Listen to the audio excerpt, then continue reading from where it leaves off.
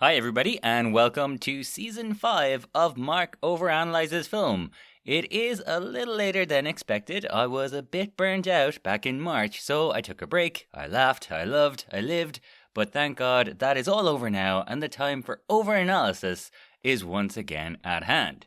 And what better film to return to overanalysis excitedly with than one of the most iconic horror films of modern times, The Thing. Full disclosure, I only saw The Thing for the first time really only a few years ago, and it was one of the best cinema experiences I have had in years, maybe ever. It was so tight and it just felt so unusual in the best possible way. It really didn't give you too much in the audience. It kept surprising me, and then it had an all timer ending. But, of course, this is not Mark Enjoys Film, this is Mark Overanalyzes Film. And what really interests me about The Thing is how it works as a story. And when I say that, what I really mean is, well, basically, why is RJ MacReady our protagonist? What makes him the perfect foil for the alien, or vice versa? Sure, it's easy to say The Thing is about paranoia, right? And the alien, I mean, could look like anybody, so that kind of makes sense, right, as an antagonist in a paranoia story. But what makes MacReady the hero? And what makes the back and forth between hero and monster so satisfying here? With that in mind, first I'm going to define our protagonist MacReady, then I'll go through the sequences and stages of the story, and finally I'll talk about what I learned along the way. So, let's begin by defining MacReady. Now, I generally define the protagonist in three different ways. First, we have the life dream, okay? And that is really what the protagonist wants, either specifically or generally, from life before the plot really kicks in. So just, when we really first meet them in the story. Now, in the script, MacReady is described as the following: 35, helicopter pilot, likes chess, hates the cold, the pay is good. Now, that is pretty basic, but it tells us enough. MacReady does not really like it here and is basically getting through it. And that is basically his life dream, to get through this. Hence, hiding alone in his shack, drinking J&B. And there is something kind of thematic in that whole approach to life that we will come back to in a moment. The next thing is the protagonist's tangible objective. Basically, around 20 to 30 minutes into a film, the beginning of our story is going to end, and the middle of our story is going to begin. And the reason that happens is that the protagonist essentially goes on some kind of journey or adventure, and that journey or adventure has a specific goal in mind. And here in The Thing, at minute 23, Senior Biology Officer Blair is told to do an autopsy on this bizarre creature they have found. And from that moment on, as far as I'm concerned, MacReady and the others are really trying to figure out, the essential nature of this thing. Or, to put it more simply and more thematically, they want to actually know, and they want to actually understand this creature and its potential threat to them. And you'll notice that while they never really learn too much, at minute 83, with 14 minutes left, they define the essential thematic concept that the thing represents. More on that later. But for now, there's one more aspect of the protagonist we need to define, and this is the big one. And we're going to call it the need. Now, just to make things more confusing at this point, I'm afraid I'm also going to add here that there are two kinds of stories. So, there's one where the protagonist has a flaw, and they must eventually embrace this need. And there's another kind of story where the protagonist starts with the need already, and they must maintain it despite significant pressure to change, or, die or something. Either way, the need basically becomes the moral or the thematic argument of the story. Either the protagonist learns a lesson, or they are our hero because what defines them as a character defeats the threat to them and or their world. So, which kind of story is The Thing, and which kind of protagonist is MacReady? Well, you could convince me that he's that first kind of protagonist, right? And he does learn something. He moves from being aloof to becoming a leader, from being alone to uniting the others. And you can see how this contrasts with The Thing, and you can see how it kind of works thematically. But really, I personally see MacReady as this second kind of protagonist. I think he is essentially the same at the beginning as he is at the end. I don't think he changes. So, specifically then, how is he the same in a way that is different from everyone else here? What idea does he represent that nobody else does? Well, I'd like to come back and talk about this more later, but for me, what is so fascinating about The Thing is that I think the concept that defines MacReady is his near nihilistic at times willingness to be self-destructive or to even not live. That is a weird trait to define a hero, right? And yet, I think as we'll see, it's undeniable that as we go through the story of The Thing, this is what really defines MacReady. Okay, so, now that we've defined our protagonist and the idea that he represents, let's go through the sequences and stages of The Thing. Now, just before we get started, I think The Thing is an excellent example of what we can call 5-act structure. So, that's the framework that I'm going to be using. Now, all that means is basically we take our 3-act structure, we've got a beginning, we've got a middle, and we've got an end, and we split that middle part into 3 parts. And as we go along, you might notice that The Thing is just under 100 minutes, and each act is around 20 minutes long, so it's really quite neat this way. Also, each of these acts has 2 sequences. Now, sorry about all the jargon, we're almost through it. But to be clear, a sequence is a combination of scenes that are tied together by having a single overriding dramatic question or tension. So, to put it simply, basically, every 10 minutes or so here, we're going to have a different dramatic tension pushing the story forward. It's what makes The Thing move so fast and kind of what makes it so satisfying. Okay, so, finally, Act 1 has our first 2 sequences, and sequence 1 is pretty much life as it is. This is where we just kind of set up the world, basically, and the protagonist, normally. And there's a bunch of stuff to note here right up top. A lot of important stuff happens quickly. We see a dog being chased by a helicopter through the snow, and we see the American base with, you'll notice, half of the men all chilling out quite happily in each other's company.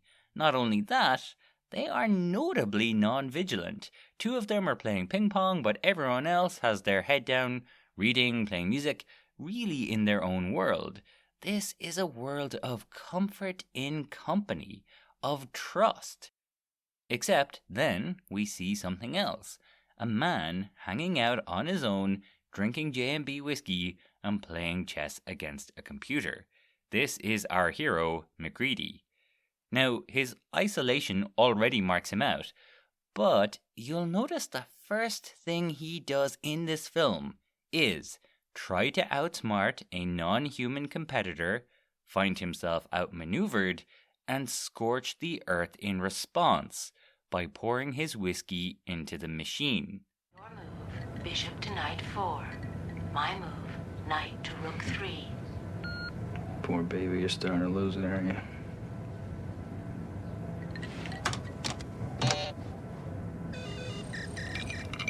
Your move, king to rook 1. My move, rook to knight 6. Checkmate. Checkmate.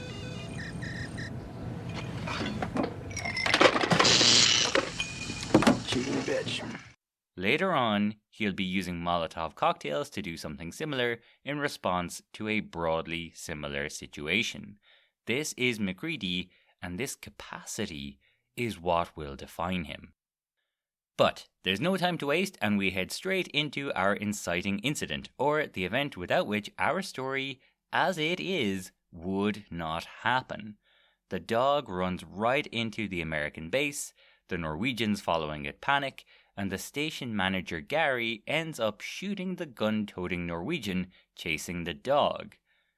Now, just to get pretentious for a moment, in a story about being unable to truly know another human being, I think it's such a great move to have our inciting incident caused by a literal lack of ability to understand each other. It just feels very Tower of Babel. Anyways, you can see here immediately that the men all start subtly questioning each other. Doc questions how bad Benning's injury is, Palmer undermines Gary and his little gun, Gary questions Doc's decision to go to the Norwegian camp, Knowles questions everyone's sanity, especially 60s burnout Palmer's. Then, moments after questioning the safety of Doc's decision to fly inside the room, now outside, Gary questions MacReady's dubiousness around flying in this weather. Few of these men appear to actually like or trust each other.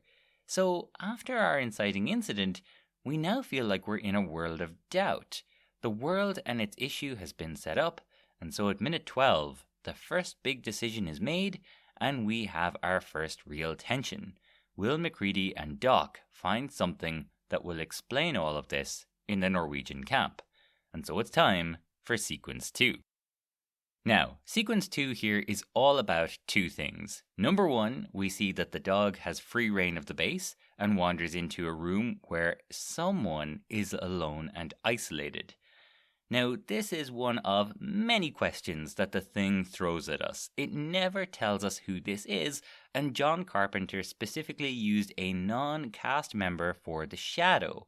However, having spent far too long looking at this, I think it's pretty clear that the curly hair and collar makes it this Norris, the portly man whose heart and chest cavity is going to give way later on. Number two, we have just a phenomenal scene where Mac and Doc examine the Norwegian base, with so much ominous foreshadowing. The place is burnt out, someone has tried to axe through a door the way Childs will later on, someone has killed themselves the way it appears Fuchs has later on, and we know from our beginning that the base was ultimately deserted by two men who ended up dying, which is all going to sound very familiar later on. And of course, we have a creepy ice coffin that is, more creepy, empty. And finally, our sequence tension is answered, because the men do find something that might just explain what happened. A hideously burned corpse, that simply does not look human. So, Mac and Doc bring this threat back with them to figure out what the hell it is. In so doing, they will actively begin their adventure, and so at that, it's time we end Act 1 and we enter Act 2. Okay, so Act 2 in The Thing really belongs to senior biologist Blair. MacReady is a bit of a reluctant protagonist, I'd say, so Blair is the one we're really invested in early on, until Mac comes into the fore later. So, from minute 23 to minute 41, we're going to see that he's the one really struggling to get to the bottom of things, and he's the one who will go from sober scientist to rattled paranoiac.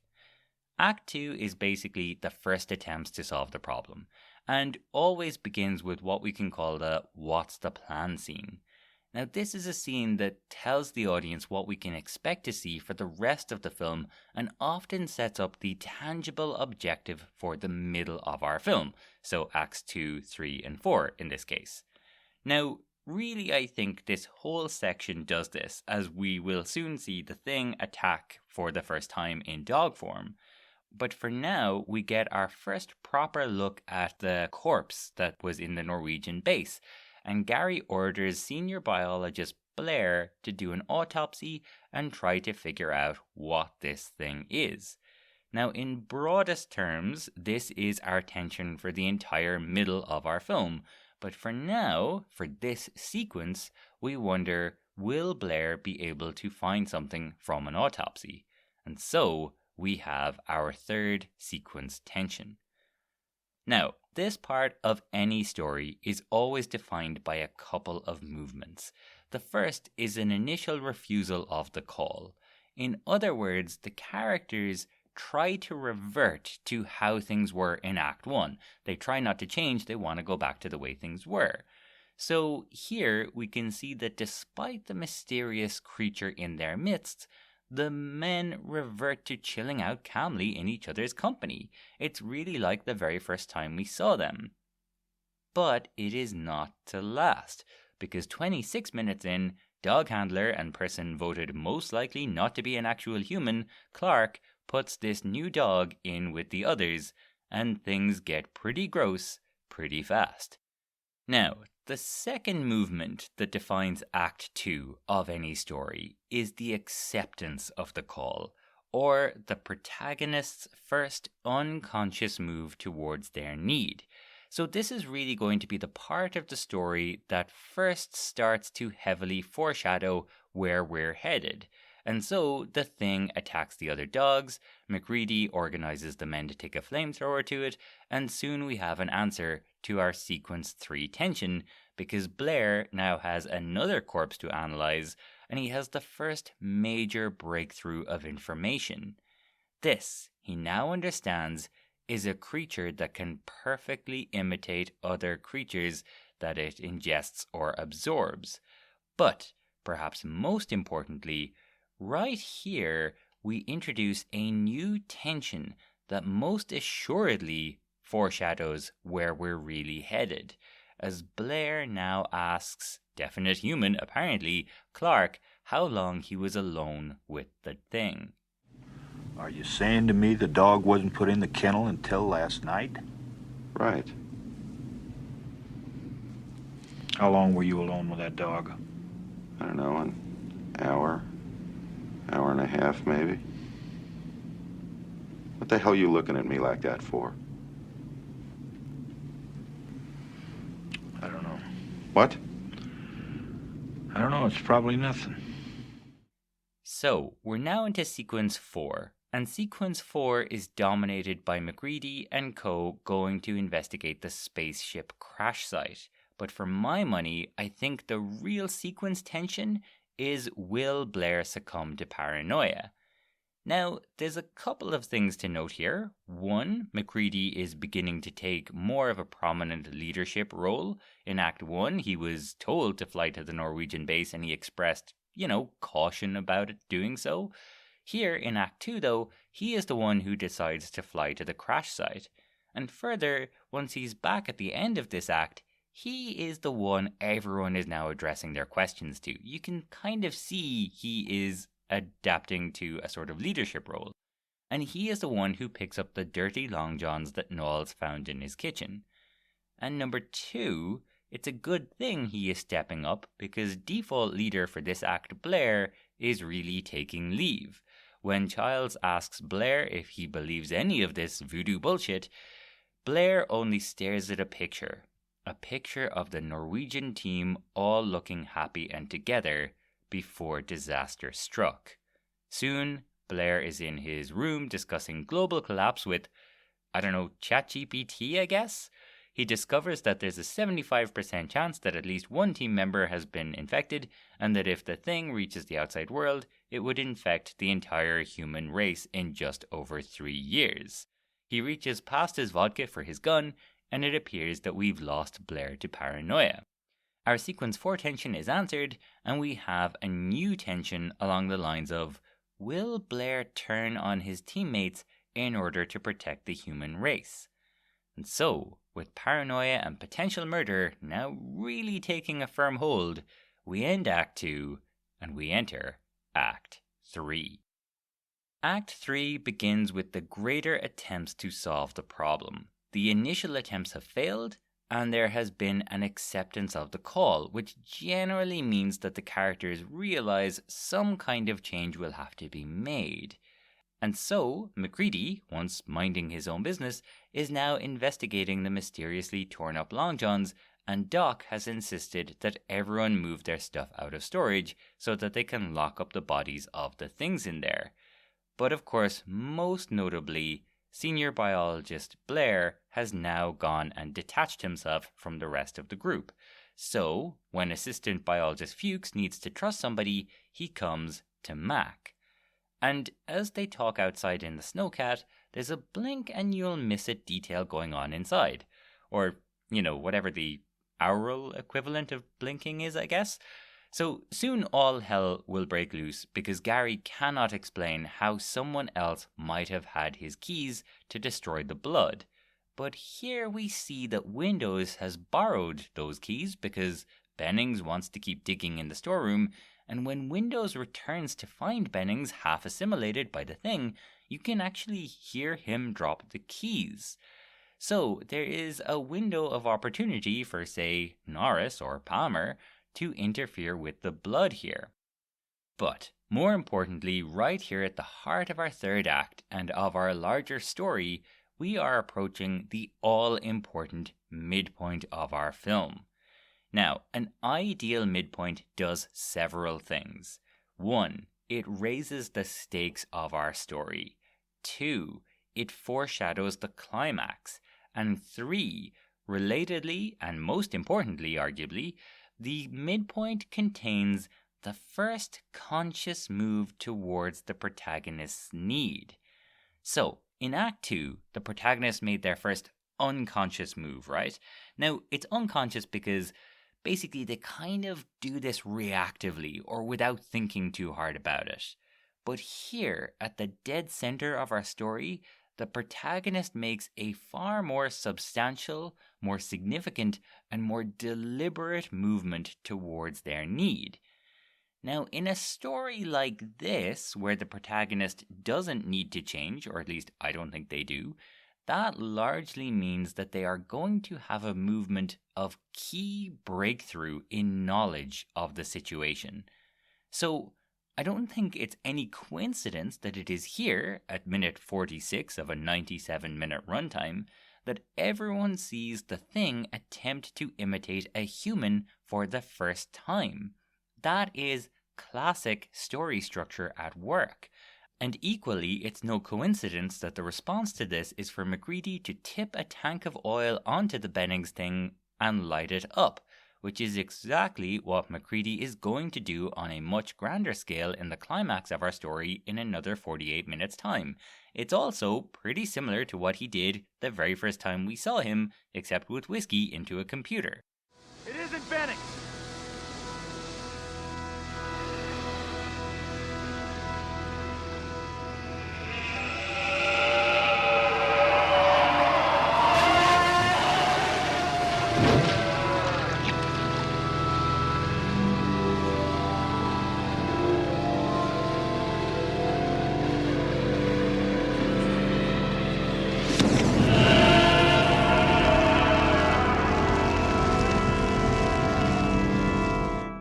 And speaking of raising the stakes and foreshadowing the climax at the same time, it is here that Blair will make the same decision that MacReady will eventually come to himself down the road.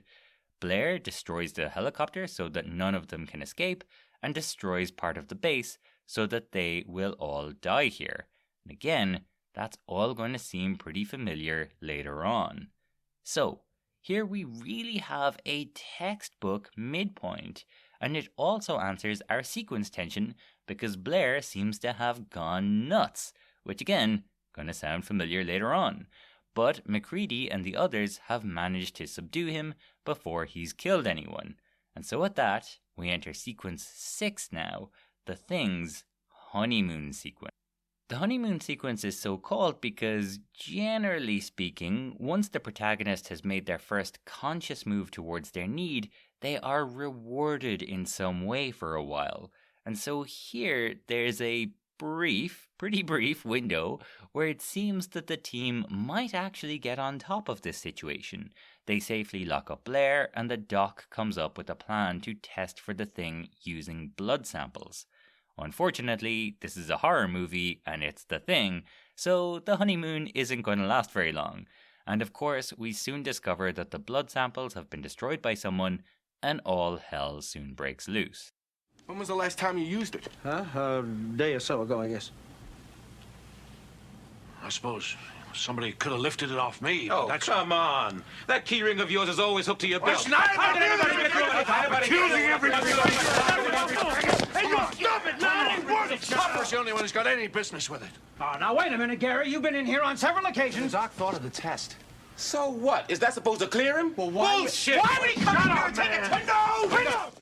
The men have all turned on each other now. Just a quick note here that I am totally stealing from someone else. Apologies, I really can't remember where I came across this. But when all the men turn on each other, there's a neat little trick that Carpenter pulls. In one frame, we can see everyone who is confronting each other and Windows. So we can see Windows, and then we can see Gary, Childs, Knowles, the Doc, Clark, and MacReady.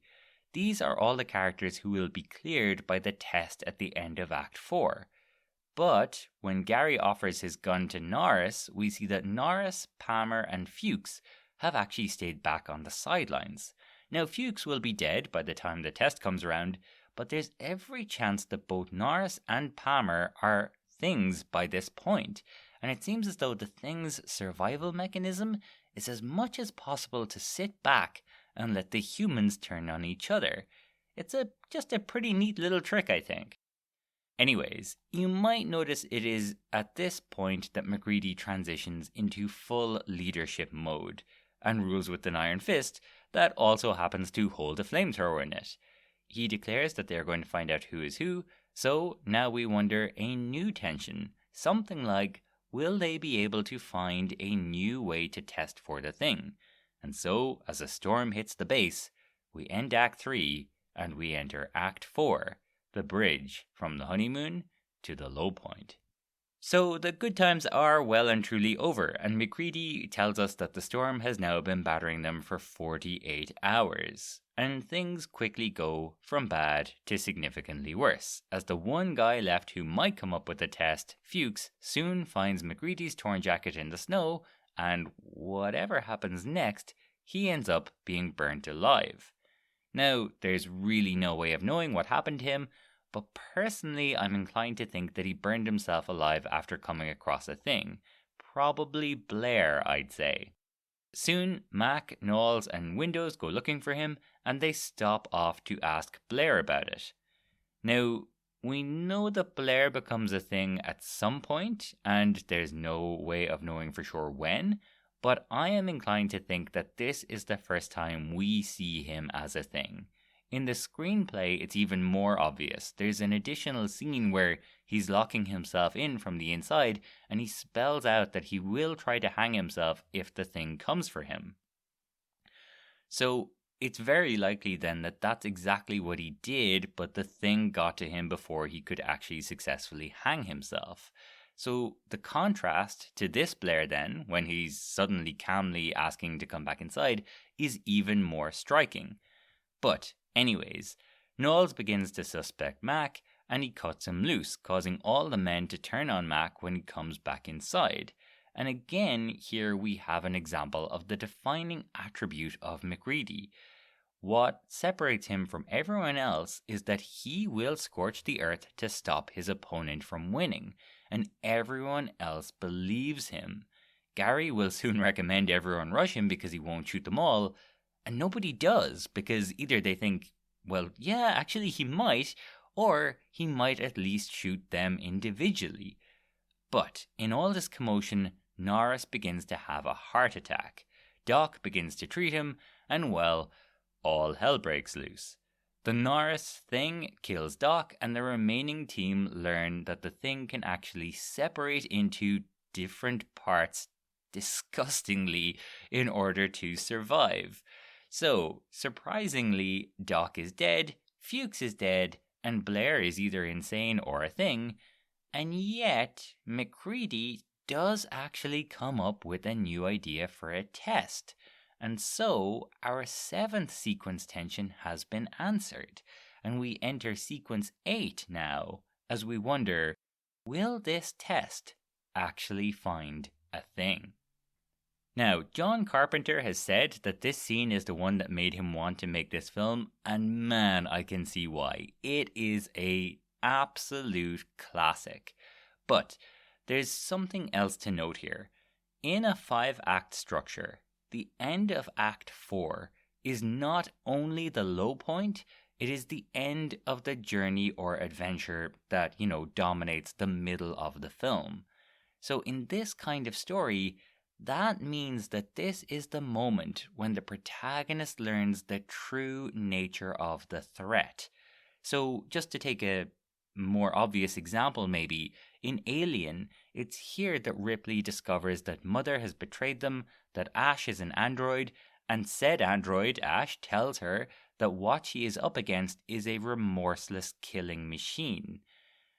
What's more, in Alien, it is this humanity versus lack of humanity that defines Alien thematically. And so here, MacReady delivers the defining attribute of the forces of antagonism. Every part is a whole, and every part will try to survive. As opposed to, say, blow themselves up in order to save the larger group. We're gonna find out who's the thing. Watching Norris in there gave me the idea that maybe every part of him was a whole. Every little piece was an individual animal with a built-in desire to protect its own life. You see, when a man bleeds, it's just tissue. The blood from one of you things won't obey when it's attacked. It'll try and survive. Crawl away from a hot needle, say. And the tension builds and builds and builds as the test comes up negative and negative and negative. And then, just as the story distracts us with an accusatory back and forth between MacReady and Gary, Palmer's blood leaps in self-defense. And things get gnarly. So the Palmer thing half eats windows before both are blown to cinders by MacReady. And so, at the end of our Act 4, what we're left with is MacReady, Childs, Knowles, and Gary, who we now know are human. Now this is interesting, because normally I would describe the end of Act 4 as the low point of our story. But, well, this doesn't really feel like a low point, does it? And, well, normally that's because the low point is in contrast to a standard happy ending. But here, that is kind of flipped. So you might notice that this is the moment when trust is actually at its highest level, when MacReady, Childs, Knowles, and Gary can actually trust each other. They know that they are human. Not only that, but the humans now have control of the base, and the only potential threat is locked up in a shed outside. This is the moment of greatest contrast to our eventual climax 16 minutes later. And so at that, it's time we end Act 4 and we enter our final act, Act 5. Act 5 has a false resolution and a true resolution. So you'll notice here that the humans seem on top now. They now know that everyone inside is a human and the base is secured. All they have to do is test Blair, who is, after all, locked up in a shack. And then things turn. Childs is left behind to man the door. Blair is not in the shack. They discovered that he has obviously turned into a thing and has been building a ship from parts of the base. And then they see Childs mysteriously run out of the base as the generator goes out. The entire crew will freeze to death except for the thing. Just like that, everything has been upended, and MacReady comes to his ultimate defining decision. They will not escape, so they will blow everything and everyone straight to hell. What can we do? What can we do? Whether we make it or not, we can't let the thing freeze again. Maybe we'll just warm things up a little around here.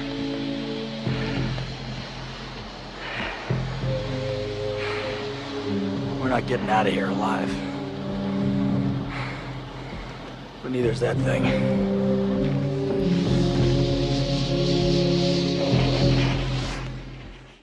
And so, at that, it's time for our final sequence, the Thing's true resolution. The men start lighting fire to their only refuge and finally work their way down to the generator room, where they discover that the generator is not broken but completely gone. That settles it. There's only one thing to do: go out in a blaze of glory. But the thing is not about to let that happen. It gets to Gary in horrifying fashion, and then to Knowles. And finally, it comes for the one remaining human, MacReady. And so we have our dramatic, climactic action, when MacReady defies the logic of self-preservation and blows up the entire base to scorch the earth in order to defeat his enemy. But, of course, despite his best efforts, despite scorching the earth, trust simply cannot be maintained. MacReady prepares himself to freeze to death only to discover Childs, or something that looks like Childs, is also still alive. The two men share a drop of whiskey and wait to see if one of them will finally turn on the other. Why don't we just wait here for a little while? See what happens.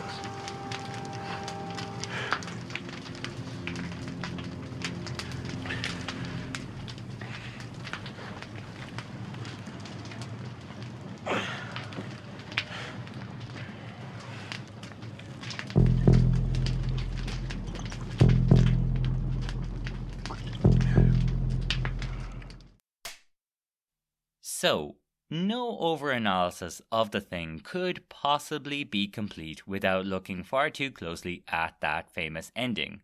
But first, I'd like to talk a little bit about how the thing works as a story overall. Again, if anyone were to ask, what is the thing about? Surely the answer would have to be that it's about paranoia, right? Or maybe, the essential unknowability of other people. But whereas in Jaws you can put the embodiment of fear against a man avoiding his fears, or in Alien you can pit an inhumane monster against a caring human, can't really pit, like a trusting thing against a paranoid human, or a paranoid monster against a trusting human. It's kind of hard to imagine that MacReady's defining trait could be trust, in spite of anything, or something like that. So then, what is the delineation between these two characters, and how does that delineation reflect the theme of paranoia? Now, I've seen analysis that would suggest that what marks MacReady out is his intelligence and pragmatism. But that's really not a defining characteristic. It's not an interesting one anyways. Almost all heroes are like that. That's kind of what makes them the standout character, but it's not an interesting characteristic. The other thing that gets mentioned is that he is a loner, and that is definitely more interesting. You could argue that he does change in this story, and that change is a movement from loner to leader. He wants to mind his own business in Act 1, but by Act 2, he's determined to go check out the crash site. In Act 3, he becomes the de facto leader. In Act 4, when the counter-argument comes back in force, he's excommunicated from the group and must force his way back to the leadership position. Finally, in Act 5, he shows that he is capable of true leadership by convincing the remaining survivors to sacrifice themselves for the greater good. That's a pretty decent case, right? I mean, you could make an argument that the thing is also the opposite of a leader. It's completely selfish, it isolates and separates, and it takes over in the dark. And of course, it sows division by its nature in order to conquer. But really, for my money, the attribute that defines MacReady is his willingness for self-sacrifice, or even self-destructiveness.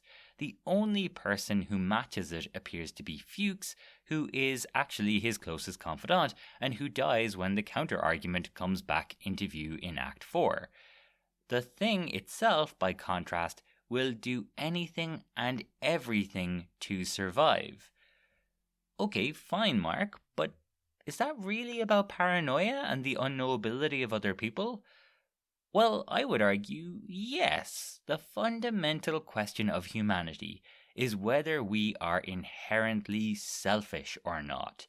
Is the only thing that matters to us deep, deep down in our core our own individual survival?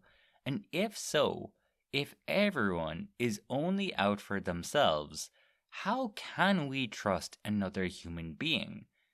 Well, there is one way to see whether a person has a willingness to sacrifice the good of the individual for the good of the collective. The difference between the thing and the humans is that any single part of it will do anything possible to ensure its own survival. If the dog thing had not reacted to the dogs and tried to take them over, the Norris thing, or maybe it was the Palmer thing, I'm not sure, probably could have taken its time in taking the team over one by one. If the Norris thing hadn't split apart and the head hadn't tried to crawl away, the Palmer thing could have waited the humans out without a test to prove his guilt. And if the Palmer thing's blood hadn't tried to save itself, the Palmer thing would have earned the humans' trust. By contrast, MacReady flies to the campsite against his own self-interest. He flies to the crash site despite the risk to himself. He rushes towards the danger when he finds out the thing has grabbed Bennings at the midpoint. He accepts the risk of leadership when the Norris thing refuses it. And of course, he threatens and intends to blow himself up in Act 4 and then sacrifices himself for the greater good in Act 5. That is what defines him as a character, and that is what makes him the hero of the thing.